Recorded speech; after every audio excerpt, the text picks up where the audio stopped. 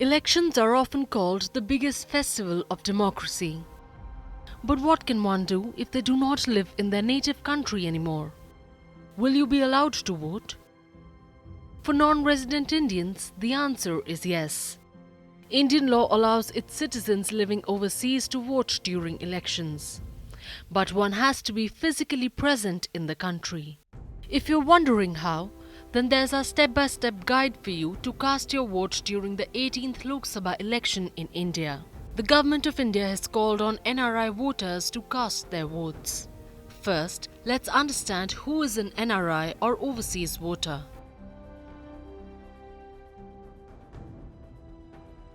The category comprises of all Indian citizens who are residing in any other country.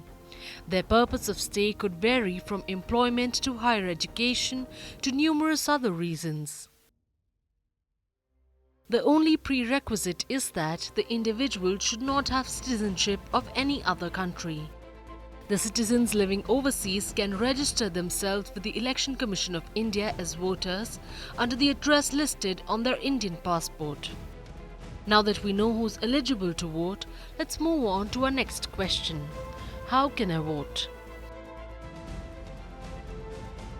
The first step is to fill out Form 6A online at the voter portal. The applicants will have to upload their necessary documents along with their form. The documents include a recent passport-sized colored photograph, self-attested photocopies of their passport that shows your photographs, addresses in India, and a valid visa endorsement. Once you have all this ready, you can submit your form in person or via email to the Electoral Registration Officer. If you're mailing your application, you need to make sure all your photocopies are self-attested. However, if you're submitting the form in person, you will have to carry your original passport for verification. Once you're done submitting your form, the booth-level officials will visit the address mentioned in your passport for verification. If there is no one available for the verification process, the records are sent to the concerned Indian mission.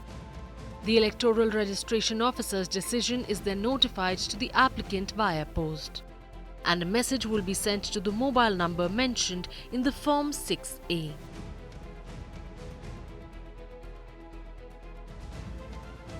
In case the electoral roll has got your information wrong, do not worry, you can still fix it.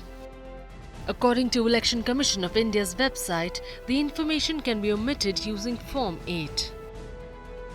Elections are a crucial process in any democracy, and the right to cast your vote is what empowers you as a citizen to choose your government.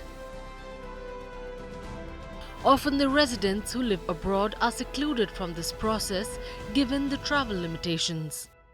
Even the amendments to allow NRIs to vote in the general election were made in 2010. The Indian government is trying to come up with ways to let the NRIs cast their votes remotely. However, so far there are no such provisions.